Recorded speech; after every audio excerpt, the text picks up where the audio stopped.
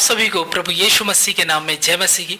परमेश्वर का तहे दिल से धन्यवाद करते हैं। एक बार फिर से एक शाम जवानों के नाम में आप सबों का हम हार्दिक अभिनंदन करते हैं और उन तमाम यूथ मेंबर्स का हम तहे दिल से शुक्रिया अदा करते हैं जिन्होंने हमारे सियोन टीवी चैनल को लाइक किया, शेयर किया और अधिक से अधिक सब्सक्राइब किया है। सो प्रभु का हम शुक्रिया अदा करते हैं कि एक और नए एपिसोड के साथ आज हम आपके मध्य में हैं और प्रभु का हम धन्यवाद करते हैं इस बात के लिए कि हम अपने अगुवे pastor doctor RL. Gupta ji की अगुवाई में हमें इन एपिसोड्स को और उन टॉपिक्स के ऊपर चर्चा कर पाते हैं जो आज के यूथ को जरूरत है। जैसा कि मत्ती 5:27 में कहा गया कि तुम सुन चुके हो कि कहा गया था कि तुम व्यभिचार न करना। सो प्रभु के इस वचन के लिए धन्यवाद। और यहाँ पर एक हमें आज्ञा मिली कि हम व्यभिचार न करें। आज का यूथ का एक बड़ा तबका, एक बड़ा वर्ग जो इन व्यभिचार के पाप में फंसा हुआ है, उसी चीज के ऊपर हम आज बातचीत करेंगे, उस टॉपिक के ऊपर चर्चा करेंगे। इस देश में रहते हुए अगर हम बात करें, कितने ही ऐसे हम मीडिया में आए दिन खबरें देखते हैं, चाहे वो वर्ष 2012 में घटित घटना निर्भया कांड हो या फिर अभी हालिया में वर्ष 2020 में हाथरस की घटना हो। दिल दहला देने वाली ये घटनाएं जब हमारे सामने आती हैं तो ये हमें सोचने पे विवश हो जाते हैं और ये जरूरी हो जाता है कि हम ऐसे टॉपिक्स पे बात करें। अगर ये घटनाएं होती हैं तो इसके पीछे का कारण क्या है, और अगर आप इसके पीछे जाएं और देखें तो कहीं ना कहीं वो गलत गाइडेंस, वो व्यभिचार, वो पाप इन चीजों को करवाता है ताकि इंसान अपने आप में उस पाप का दास होकर उन कार्यों को करता है। तो इस व्यभिचार के टॉपिक पर आज हम बात करेंगे और इस क्या ये व्यभिचार होता है इसके विषय में, और इसमें हम कैसे पड़ जाते हैं और हम कैसे निकलेंगे, इन विषयों पर हम चर्चा करके चलेंगे। आज हमारे साथ मौजूद हैं इस विचार जो हम हमारे बीच में भाई रखेंगे। हमारे बीच में भाई रिंकू जी हैं, उनका मैं हार्दिक अभिनंदन करता हूं। जय मसीह की भाई। जय मसीह। और हमारे बीच में भाई दीपक जी हैं और उसके साथ तीसरे पैनल में अगर जो हम बात करें भाई दीपांकर जी हैं। तीनों जने हमारे साथ जुड़ चुके हैं और हम इनसे जानेंगे किस तरीके से ये व्यभिचार के टॉपिक पर हम चर्चा कर सकते हैं और देखने वाले यूथ इसके द्वारा आशीष को प्राप्त कर सकते हैं। तो आइए हम भाई रिंकू जी के द्वारा जानकर चलेंगे कि आखिर ये व्यभिचार है क्या। सबको जय मसीह, प्रेज द लॉर्ड। शुक्रिया सुनील भाई, हम यहाँ पर एकत्रित हुए हैं, बहुत मुझे अच्छा लगा। और खासकर ये बात अच्छी है कि हम जवानों को प्रोत्साहित करने के लिए नए नए विषयों को लेकर आते हैं pastor doctor RL. Gupta ji के द्वारा। सो व्यभिचार है क्या, अब इस बात पर मैं थोड़ा आपको लेके जाना चाहता हूँ इन बातों की ओर कि व्यभिचार क्या है। जब हम कुछ पापों को देखते हैं, चाहे हम वो झूठ बोलने वाला हो, तो हम उसे सिर्फ एक नाम देते हैं कि ये झूठ बोलना क्या है, पाप है।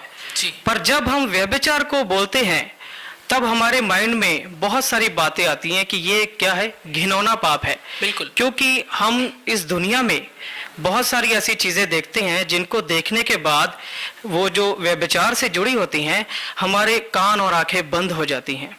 कुछ ऐसी वीडियोस, कुछ ऐसी न्यूज़ भी हैं जिनको हम सुन भी नहीं सकते और ना देख सकते हैं। और क्योंकि वो वीडियो कुछ ऐसी घटनाओं को दर्शाती है जो कि बहुत ज़्यादा गलत है, इसीलिए व्यभिचार को एक घिनौना पाप माना जाता है। ये क्या है, एक घिनौना पाप है। सो बाइबल इसके बारे में हमें बहुत सारी चीज़ें बताती है व्यभिचार के बारे में, क्योंकि व्यभिचार से संबंधित यीशु मसीह ने हमसे बहुत सारी बातें की हैं बाइबल में से। उन्हीं में से एक वचन मैं आपको बताता हूँ।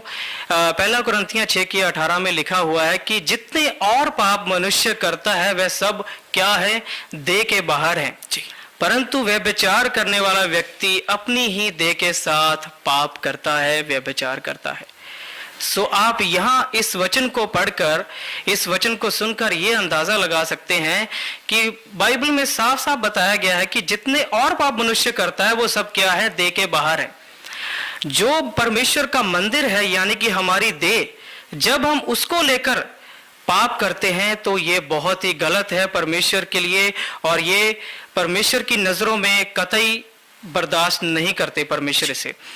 तो जब दूसरी लाइन हम पढ़ते हैं कि जो व्यभिचार करता है वो अपनी ही देह के साथ पाप करता है और व्यभिचार करता है। सो अपनी देह के साथ पाप करना, क्योंकि हमारा जो मंदिर है, हमारा शरीर है, वो परमेश्वर का मंदिर है और परमेश्वर की हाथों की क्या है, रचना है। उसने सब चीजों को बोल बोल के बनाया, पर एक हमारा शरीर ही था जिसको उसने अपने हाथों से बनाया है। और वो नहीं चाहता कि हम किसी न किसी पाप में पड़ जाएं, और खासकर इस व्यभिचार के पाप से जो कि हमारे शरीरों के द्वारा होता है। मेरे प्रिय दोस्तों, आज हमें चाहिए कि हम इस व्यभिचार को छोड़कर परमेश्वर की संगति में जाइए। प्रभु आपको इस वचनों के द्वारा आशीष दे। Praise the Lord. सो मैं विश्वास करता हूं कि ये परिभाषा आपको बेहद पसंद आने वाली होगी, और ये जानने में आप बिल्कुल, ये चीज आपके सामने शीशे की तरह क्लियर हो गया कि व्यभिचार है क्या। और स्टेप 2 में जब हम आते हैं, आखिर एक यूथ, एक इंसान उस व्यभिचार में पड़ कैसे जाता है, उसके विषय में हम जानेंगे। हमारे बीच में भाई दीपक जी हैं, उनके साथ मिलकर के। धन्यवाद भाई सुनील जी, आपने मुझे मौका दिया बोलने का। तो मैं सभी को जय मसीह की बोलता हूँ, और मैं थोड़ा सा इसके ऊपर बोलना चाहूँगा कि जैसे भाई ने बताया कि जो व्यभिचार है वो बहुत ही घिनौना होता है। तो मैं यही बताना चाहता हूँ कि हम व्यभिचार किस तरह से मतलब करते हैं। तो क्या होता है कि हम, जैसे हमारी आज यंगस्टर एज है, तो क्या होता है कि हम अपनी एज में हम किसी की सुनते ही नहीं है, ना हम अपने बुजुर्गों की सुनते हैं, ना हम अपने छोटों की सुनते हैं। तो क्या होता है कि उस टाइम पे हमारा माइंड ये होता है कि बस जो हमें सही लग रहा है हम वो करते हैं, क्योंकि जो हमारे माइंड को सही लग रहा है हम वो करते हैं। जो हम अपने फ़ोन में देख रहे हैं, जो हम वो कर रहे हैं, हमको वो सही लगता है हम वो करते हैं। कई बार क्या होता है कि हमारे बड़े हमको रोकते भी हैं कि ये चीज़ मत कर, छोटे भी रोकते हैं कि ये चीज़ मत कर, पर क्या होता है कि हमारा माइंडसेट वहाँ पे ये होता है कि नहीं, हमें तो ये करना है तो करना ही है। पर वही चीज़ मैं बोलना चाहूँगा कि जिस तरह से आज एक यूथ, आज एक यंगस्टर जो है व्यभिचार में फंसा हुआ है, मैं यही बोलना चाहूँगा कि जैसे प्रभु का वचन तीमुथियुस 2:22 में बताता है कि अपनी जवानी की अभिलाषाओं से भाग, और जो शुद्ध मन से प्रभु का नाम लेते हैं उनके साथ पूरी सच्चाई और विश्वास से मेल मिलाप रख। बाकी मैं दीपांकर भाई से पूछना चाहूँगा कि आपके क्या विचार हैं इस व्यभिचार के बारे में। प्रभु का मैं शुक्र करता हूँ कि परमेश्वर ने एक बार फिर से आप सबों के सम्मुख आने का ये समय बख्शा है। मैं प्रभु के नाम में आपका स्वागत करता हूँ। अभी हम जो इस विषय पर बात कर रहे हैं व्यभिचार, भाई रिंकू ने बहुत अच्छे तरीके से बताया, भाई सुनील ने बताया कि व्यभिचार के कारण क्या समाज में कुरीतियाँ पैदा हो चुकी हैं, भाई दीपक ने बताया कि व्यभिचार में कैसे गिर जाते हैं। मैं आज बताकर चलूंगा कि हम व्यभिचार में से कैसे निकल सकते हैं। व्यभिचार एक, जिसको कह सकते हैं कि हम एक मीठा जहर है, जो चखने में तो बहुत मीठा लगता है लेकिन ये जहर का काम करता है। प्रभु यीशु मसीह इन चीज़ों के बारे में बहुत अच्छे से जानते थे। उन्होंने अपने शब्दों के द्वारा, उन्होंने वचन में, पवित्र कलाम में भी ये बातें लिखी हैं। उन्होंने कहा कि मन का दिया तो आंख है, परमेश्वर का वचन बताता है।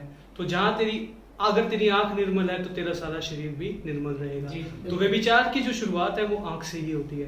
तो मैं, जितने नौजवान इस प्रोग्राम को देख रहे हैं, हम कुछ पॉइंट्स में आपको बताकर चलूंगा जिनके द्वारा हम व्यभिचार से अपने आप को बचा सकते हैं। उसमें सबसे पहली बात है कि हमें अपनी आंखों को देखना है कि हमारी आंखें क्या देख रही हैं।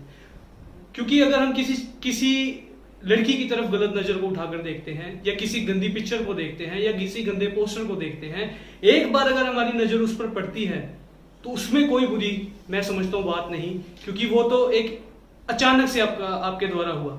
लेकिन आप पलटकर अगर उस चीज को दोबारा से करते हैं, तब आप व्यभिचार करते हैं, तब आप पाप करते हैं। परमेश्वर का वचन 2 तीमुथियुस, जैसे दीपक भाई ने बताया, 2:22 में कहता है, जवानी की अभिलाषाओं से भाग। जी, हम व्यभिचार को छोड़ नहीं सकते, पर इससे भाग सकते हैं, और भागने के द्वारा ही हम इसे छोड़ सकते हैं। हमें पता होता है जब हम किसी की तरफ गलत नजर से देख रहे हैं, हमारे मन में एकदम से आता है कि ये पाप है, तो हम उसको उस समय क्या कर सकते हैं? हम अपने मन को काबू करने के लिए क्या करना चाहिए? हमें अपनी नजरों को दूसरी तरफ फेरना है, हमें भागना है उस पाप से, ताकि हम उससे बचे। परमेश्वर का वचन अगर हम पढ़े, सबोपदेशक उसकी 12 अध्याय उसकी 1 आयत में लिखा है, अपनी जवानी के दिनों में अपने सृजनहार को याद रख। तो परमेश्वर खुद ही बताता है कि हमें कैसे व्यभिचार से बचना है, हमें अपने परमेश्वर को याद करना है। आपने, जितने मेरे व्यूवर्स देख रहे हैं, शिमशोन के बारे में आपने सुना होगा। पवित्र कलाम बताता है कि शिमशोन परमेश्वर का नाज़ीर था। परमेश्वर उसे बचपन से उसको चुना हुआ था जब वो अपनी माता के गर्भ में था, और परमेश्वर ने उसको खास ताकतें भी दी थी। उसने एक बार गधे की जबड़े की हड्डी से कितने हजारों दुश्मनों को मार गिराया, तब तक उसके ऊपर परमेश्वर का हाथ था, लेकिन वो व्यभिचार में पड़ा, वो व्यभिचार में गिर गया, परमेश्वर उससे दूर हो गया। जब हम व्यभिचार में होते हैं, जब हम पाप करते हैं, तब परमेश्वर हमसे दूर हो जाता है, और जब परमेश्वर हमसे दूर हो जाता है, तब शैतान को मौका मिलता है कि वो हमारे जीवन में अटैक करे और हमें नाश करे। जब शिमशोन व्यभिचार में था, उसी समय उस स्त्री ने क्या किया, उसकी शक्ति उसके बालों में थी, उन बालों को काट दिया। और उसके बाद हम आगे अगर वचन को पढ़ें, उसमें लिखा है कि उसको पकड़ा गया, उसके दुश्मनों ने उसको पकड़ा, उसकी आंखें फोड़ दी। लेकिन एक बात वहां पर लास्ट में भी लिखी है, परमेश्वर उससे फिर भी प्रेम करता था, उसने पश्चाताप किया, उसने क्षमा मांगी, उसने परमेश्वर को कहा, परमेश्वर को पुकारा उसने, और उसी घड़ी परमेश्वर ने उसकी सुनी। और वहां पर उसने लिखा है कि उसने जब वो थमले गिराए और वहां पर जितने दुश्मन उसके खड़े थे वो भी नाश हुए। शिमशोन का भी नाश हुआ, लेकिन साथ में क्या हुआ, उसके दुश्मन भी मरे। तो परमेश्वर क्या इस वचन के द्वारा बताता है, क्या शिमशोन के जीवन के से हम सीखते हैं?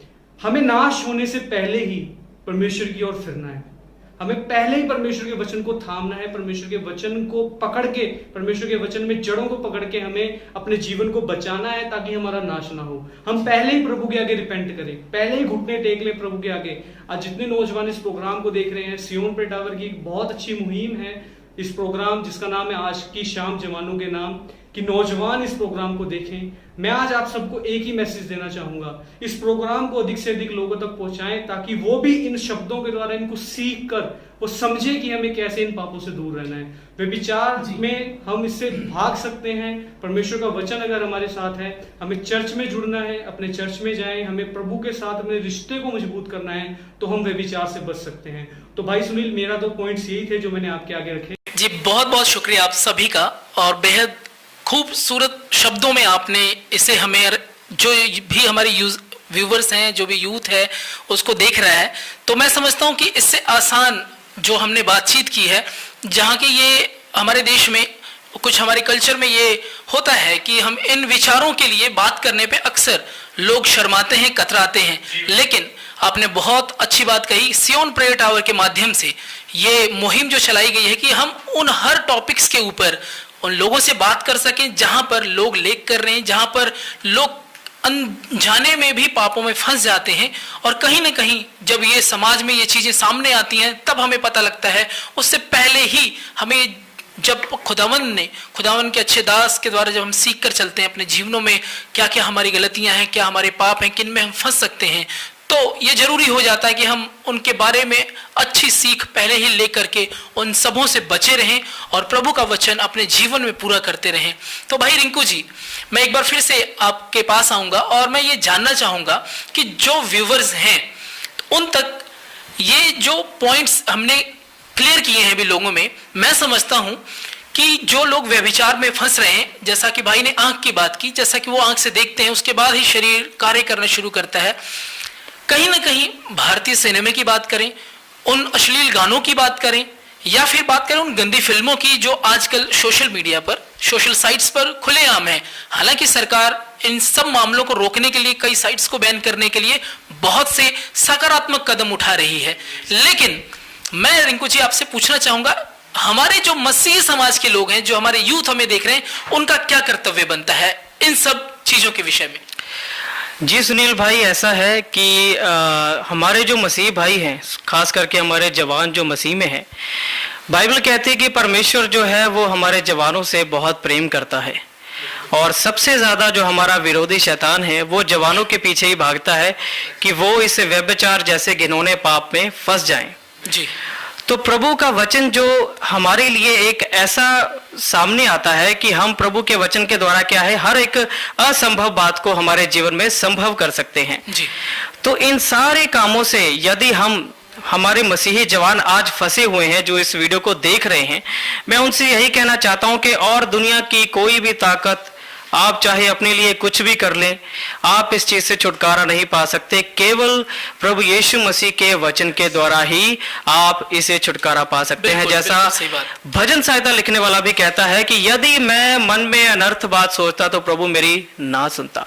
तो हम अपने मन से जब अनर्थ की बातें, व्यभिचार की बातें निकाल देंगे तो प्रभु भी हमारी दुआओं को सुनेगा, प्रार्थना को सुनेगा, और हमें इस गंदे और घिनौने पाप से बाहर करेगा। जैसे एक वचन भाई ने भी बोला कि जवानी के समय अपने सृजनहार को हमें क्या करना चाहिए, हमेशा याद करना चाहिए। ऐसा ना हो कि वो वक्त आए जब तू कहे कि मेरा इसमें मन नहीं लगता। सो हमें ये चाहिए कि जो हमारा जवानी का समय है, आज हमें बहुत सारी चीज़ें जवानी के समय में मिलती हैं जिनसे हमें मज़ा आता है, चाहे वो जैसा सुनील भाई ने कहा फिल्में देखना हो या फिर दूसरे गाने सुनने हो। वो हमें इस जीवन में या थोड़ी बहुत शांति हमें दे देंगे, पर वो सदा की शांति जो परमेश्वर हमें देता है वो नहीं दे सकते। इसीलिए हमें अपने सृजनहार को हमेशा याद रखना चाहिए इस जवानी के समय में, और जवानी की अभिलाषाओं से हमेशा भागना चाहिए प्रभु के वचन के अनुसार। शुक्रिया सुनील भाई, हम सबको आपने मौका दिया। जी, परमेश्वर आप सबों को बड़ी आशीष दे आज हमारे साथ जुड़ने के लिए। और मैं बेहद शुक्रगुजार हूं परमेश्वर का, खासकर हमारे चर्च के पासवान पास्टर आरएल गुप्ता जी का, उनके पूरे परिवार का, जो हमें एनकरेज करते हैं कि आप इस यूथ प्रोग्राम को लेकर के आए, क्योंकि एक बहुत बड़ा देश का तबका यूथ है और यूथ इस समय में बहुत कुछ खुदावंद के लिए कर सकता है। तो हम चाहते हैं कि अगर वो किसी भी गलत कार्यों में हैं, चाहे वो व्यभिचार जैसे पाप में भी हैं, तो वो मन फिराएं, वो अपने उन गलत कामों को छोड़ें, क्योंकि कहीं ना कहीं देखा जाए इन व्यभिचारों से वो सामाजिक तौर से भी वो अपने जीवन में गिरते हैं, शर्म महसूस करते हैं और कहीं ना कहीं वो अपने आप में भी शर्मिंदगी महसूस करते हैं। अगर वो भी आज चाहते हैं कि वो छुटकारा प्राप्त करें, तो सच में हमारी, जैसे कि भाई दीपांकर जी ने बताया, भाई दीपक जी ने बताया, भाई रिंकू जी ने बताया, उन तमाम वचनों को अगर हम मद्देनजर रखते हुए खुदावंद के आगे घुटने टेक करके आते हैं, तो सच में प्रभु ये सामर्थ रखता है कि वो हमें क्षमा करे और हमें आगे के लिए गाइड करे। तो इसी विश्वास के साथ कि आज के इस प्रोग्राम के द्वारा आप सबों ने बड़ी आशीष को पाई है, हम खुदावंद का बेहद शुक्रिया करते हैं। और अगर आपने अब तक हमारे चैनल सियोन टीवी जो हमारा चैनल है आपने सब्सक्राइब नहीं किया है, तो उसे जरूर सब्सक्राइब करें, ताकि ऐसी वीडियोस लेकर हम आप तक पहुंचते रहें। परमेश्वर आप सबों को आशीष दे। सभी को जय मसीह की। धन्यवाद।